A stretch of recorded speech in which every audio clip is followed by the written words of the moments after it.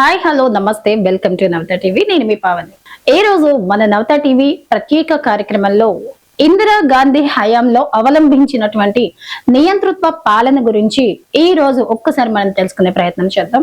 అయితే ఇందిరా గాంధీపై విమర్శలు మరియు ప్రతికూల అభిప్రాయాలు కూడా ప్రధానంగా ఆమె ప్రధానమంత్రిగా ఉన్న కాలంలో తీసుకున్నటువంటి కొన్ని నిర్ణయాలు, చర్యల చుట్టూ కేంద్రీకృతమై ఉన్నాయి. భారత రాజకీయ చరిత్రలో అత్యంత వివాదాస్పదమైన నాయకురాలలో ఆమె ఒకరు. ఆమెపై విమర్శలకు సంబంధించిన ముఖ్య అంశాలు కొన్ని చూద్దాం. కొంతమంది ఇందిరాగాంధీ వర్ధంతి సందర్భంగా పెద్ద పెద్ద పోస్టులు, పెద్ద పెద్ద వ్యాసాలు రాస్తూ ఉంటారు.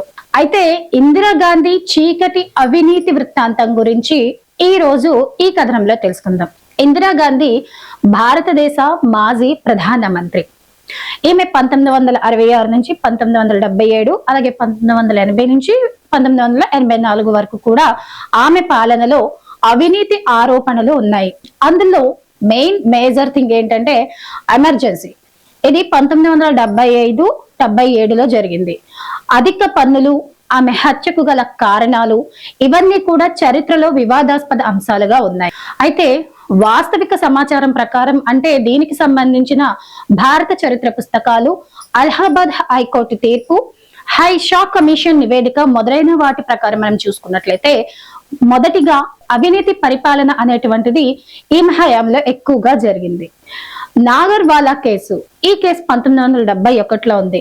ఇందిరా సన్నిహితుడు పంజాబ్ ముఖ్యమంత్రి గుర్నామ్ సింగ్ సంబంధితుడైన నాగర్వాలా 60 లక్షల రూపాయలు దొంగిలించిన కేసు ఇది. ఇందిరా ప్రభుత్వం దీన్ని దాచే ప్రయత్నం చేసిందని ఆరోపణలు.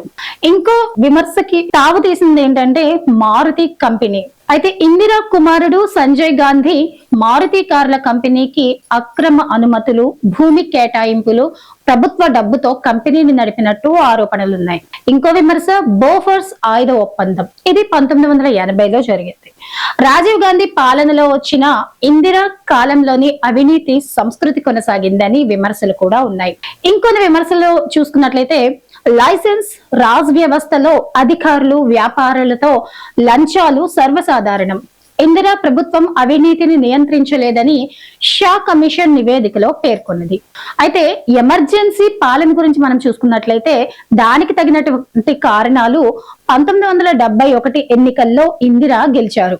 కానీ అలహాబాద్ హైకోర్టు అంటే 1975 జూన్ 12న ఆమె ఎన్నిక చట్టవిరుద్ధమని తీర్పు ఇచ్చింది. అయితే దేశవ్యాప్తంగా జయప్రకాష్ నారాయణ నేతృత్వంలో విప్లవ ఉద్యమం, ఆందోళనలు జరిగినవి. 1975 జూన్ 25న ఎమర్జెన్సీ ప్రకటన చేశారు. ప్రెస్ సెన్సార్షిప్, ప్రతిపక్ష నేతలైనటువంటి జయప్రకాష్, మొరార్జీ దేశాయ్, అటల్ బిహారీ వాజ్పేయి నాయకులను అరెస్ట్ చేశారు. 42వ రాజ్యాంగ సవరణ కూడా చేసింది ఈమె హయాంలోనే. ప్రధాని అధికారాలను ఈ సవరణలో పెంచారు. సంజయ్ గాంధీ నాయకత్వంలో బలవంతపు కుటుంబ నియంత్రణలు కూడా చేయడం జరిగింది. పట్టణ శుభ్రత పేరుతో గుడిసెలు, కూల్చివేతలు కూడా జరిగాయి. అయితే 1977లో ఎన్నికలు ప్రకటించి జనతా పార్టీ గెలిచింది. షా కమిషన్ ఎమర్జెన్సీని అధికార దుర్వినియోగంగా నిర్ధారించింది. అయితే హై ట్యాక్స్ రేట్స్ అంటే పన్ను శాతం కూడా ఇందిరా పాలనలో పెరిగినవే. ఇందిరా పాలనలో గరిష్ట ఆదాయపు పన్ను రేటు 93.5%. ఇది 1970లో జరిగింది. 1971-72 బడ్జెట్ చూసుకున్నట్లయితే ఆదాయం ₹1,00,000 పైన 85% ప్లస్ సర్చార్జీ 10%, మొత్తం 93.5%గా పెంచింది. 1973-74లలో 97.75% సర్చార్జీతో ప్రపంచంలోనే అత్యధికంగా ఈమె వసూలు చేసింది. ఇతరత్ర కారణాలు చూసుకున్నట్లయితే సోషలిస్ట్ ఆర్థిక విధానాలు, బ్యాంకుల జాతీయకరణ, పేదరిక నిర్మూలన కార్యక్రమాలు, యుద్ధాలు, కరువులు, పాకిస్తాన్ నుంచి శరణార్థులు, ఖర్చులు పెరగడం, ఇటువంటి పరిణామాలు ఈమె హయాంలో ఎక్కువగా జరిగాయి. అయితే దీని ప్రకారంగా ధనవంతులు దేశం వదిలి వెళ్లారు, నల్లధనం పెరిగింది, ఆర్థిక వృద్ధి మందగించింది. 1991 సంస్కరణల్లో పన్నులు కూడా చాలా ఎక్కువ తగ్గాయి. అయితే ఈమె హత్యకు కొన్ని కారణాలు అయితే ఉన్నాయి. ఈమె ఆపరేషన్ బ్లూ స్టార్, ఇది జూన్ 1984లో జరిగింది. పంజాబ్ లో ఖాలిస్తాన్ ఉగ్రవాది అయినటువంటి జర్నల్ సింగ్ భింద్రన్వాలే స్వర్ణగుడి అంటే హర్మందర్ సాబీలో దాక్కున్నాడంట. ఇందిరా ఆదేశంతో సైన్యం దాడి చేసింది. 500 పైనే మరణాలు.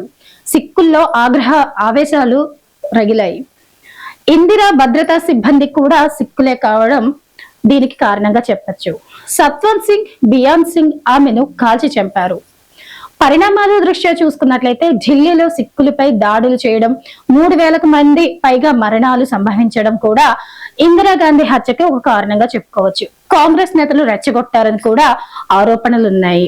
అయితే ఇంత వివాదాస్పదంగా తన రక్షణ కల్పించే వాళ్ళు చంపేసినా కూడా వర్ధంతి శుభాకాంక్షలు తెలుపుతూ ఉంటే కొంతమందికి అయితే నవ్వొస్తూ ఉంటుంది కూడా. అధిక పన్ను శాతం వల్ల దేశంలో పారిశ్రామిక రంగంలో పెద్దగా ఎదుగుదల లేదు. ఇందిరాగాంధీ ప్రజా నాయకురాలు, ప్రజా నియంత. ఈమె అధికారంలోనే ఎక్కువ క్రిస్టియన్ కన్వర్షన్లు జరిగాయి. సెక్యులర్ చట్టాలు, ప్రతి నాయకుడు, ప్రతి న్యూస్ పేపర్లు ఇందిరాగాంధీ గురించి పొగడాలి, లేకపోతే వారికి జీవితం అంటూ ఉండేది కాదు. జనాభా పెరుగుతుందని మగవారికి బలవంతంగా ఆపరేషన్లు చేసిన నీచ ప్రభుత్వం. ప్రజాస్వామ్య దేశంలో వీరు చేసిన అరాచకాలు అన్ని ఇన్ని కావు. చూశారు కదా ఇందిరాగాంధీ హయాంలో ఎటువంటి చీకటి పరిపాలన కొనసాగిందో, దేశ ప్రజలను ఎంత కర్కశంగా తన నియంత పాలనలో ఇబ్బందులకు గురి చేసిందో. మరి ఇది ఇవాల్టి మన నవత టీవీ స్పెషల్ స్టోరీ. మరిన్ని ప్రత్యేక కథనాలతో మళ్ళీ మన నవత టీవీలో కలుద్దాం.